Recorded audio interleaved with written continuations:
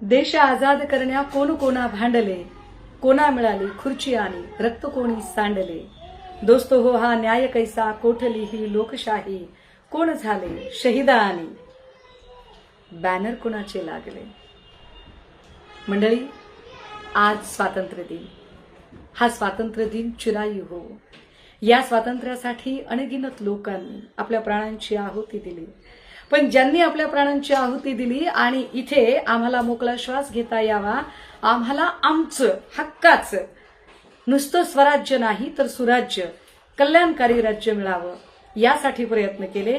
ते स्वातंत्र्यासाठी लढणाऱ्यांनीही प्रयत्न केले आणि ते भारतीय राज्यघटना लिहिताना इथल्या प्रकरण 4 मध्ये कल्याणकारी राज्याची मार्गदर्शक तत्वात कल्पना सुद्धा सांगितली। पण खरंच हे कल्याणकारी राज्य आमच्यासाठी उपलब्ध आहे का?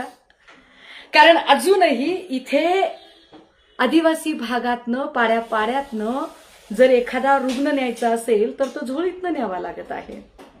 आम्ही विकासासाठी गेलो अशा बाता मारणाऱ्या लोकांना झणझणीत अंजन त्यांच्याच गाव जिल्ह्यातली शाळकरी पोरं दाखवतायत। जे ज्येष्ठांना जमलं नाही ते शाळकरी पोरं करून दाखवतायत। गावागावातनं आपल्या शाळेकडे जाणारा रस्ता कसा खड्ड्याखुड्ड्यांनी भरलेला आहे हे सगळं ही शाळकरी पोरं दाखवत आहेत। दादा हो, हे किती विशेष आहे की या सरकारला आंदोलन हाताळता येत नाही। हे सरकार आंदोलन हाताळण्याच्या ऐवजी आंदोलन मोडीत काढण्याचा प्रयत्न करतं। अंतरवली सराटीपासून ते दिल्लीच्या जंतर मंतर पर्यंतचा हा इतिहास आपल्या सगळ्यांच्या समोर आहे की जो कोणी आपल्या न्याय हक्कासाठी समोर येतो त्याला लाठ्या काठ्या उगारायच्या, त्याच्यावर लाठी हल्ला करायचा, अश्रूधूर सोडायचा, कधी कधी पॅलेट गन सुद्धा वापरायच्या।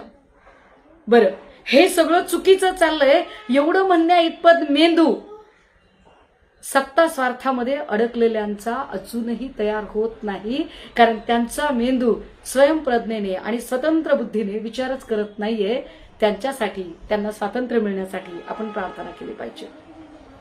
आपण ही सुद्धा स्वातंत्र्यासाठी प्रार्थना केली पाहिजे की अहो माणसं तर माणसं, देवाला हे लुटलं यांनी।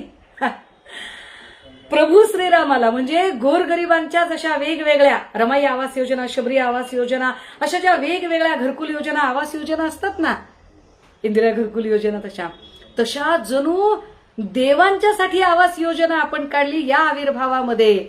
भले मोठे मोदीजी आणि कमरेच्या खाली सुद्धा इतक्या कमी उंचीची प्रभू श्रीरामाची प्रतिमा आणि रामाला आम्ही जणू घर घेऊन द्यायला चाललोय त्याच्या मंदिराची जाहिरात करणारी भाजपा। राम राजकारणात अडकवून ठेवला, त्याचंही स्वातंत्र्य सगळं जखडून टाकलं गेलं। त्या प्रभू श्रीरामाच्या मंदिरातल्या दानपेटीवर डल्ला मारला गेला, त्या प्रभू श्रीरामालाही लुटण्याचा प्रयत्न झाला।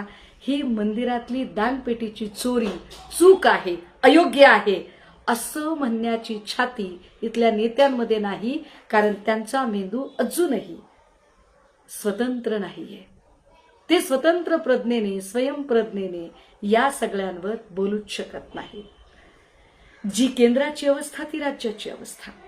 गृह खातं स्वतंत्रपणे कामच करू शकत नाही, गृह खात्याला स्वतंत्र निर्णय घेता येत नाही। पोलिसांचे हात जणू आता बांधलेले आहेत, ते खऱ्या अर्थाने इथल्या सर्वसामान्यांच्या रक्षणासाठी नाहीये।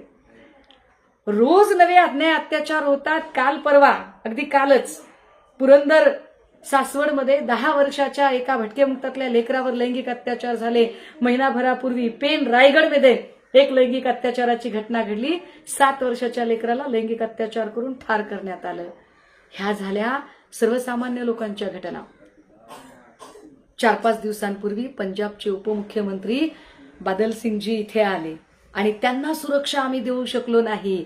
अरे आपल्या राज्याची तर काय अवस्था, धिंदवडे निघालेले आहेतच आहेत, पण एका दुसऱ्या राज्याचे उपमुख्यमंत्री या राज्यात येतात, त्यांना सुरक्षा देण्यात सुद्धा इथलं गृह खातं अपयशी ठरतं आणि त्यांच्यावर प्राणघातक हल्ला होतो।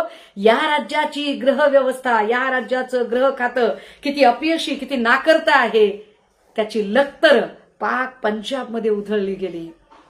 इथल्या गृह खात्याला एकही आरोपी पकडता येत नाही। कोरटकर स्वतःहून हजर झाला, वाल्मिक कराड स्वतःहून हजर झाला। गेली 4-6 महिने ज्या कॅप्टन खरातने सगळ्यांची डोकी चक्रावून सोडली, त्याची बायको कल्पना खरात स्वतःहून हजर झाली। पोलीस हात लावू शकत नाहीत, खरंच इथलं पोलीस खातं स्वतंत्र आहे का? जे या राज्याच्या उपमुख्यमंत्र्यांची FIR लिहिण्यासाठी ज्यांच्या मनगटामध्ये जोर नाही, ते तुमच्या माझ्या सर्वसामान्य लोकांचे प्रश्न कसे बरे ऐकून घेते? दादा हो, पण या सगळ्यांवर सत्तेत असणारे जे लाचार आहेत तेही बोलू शकत नाहीत की अहो आमचा निधी पळवला जातोय, आमच्या खात्याचा निधी वेगळ्या कामासाठी वापरला जातोय. आपला निधी गेलाय, सारथीचा, बार्टीचा, महाज्योतीचा, हे सगळे निधी जिथे पळवले जात आहेत आणि त्यावर फक्त आपल्या मंत्रिपदाची खुर्ची शाबूत ठेवायची म्हणून जे बोलू शकत नाहीयेत, अशांचा सुद्धा मेंदू स्वतंत्र व्हावा, यासाठी या स्वातंत्र्य दिनाला आपण प्रार्थना करूया.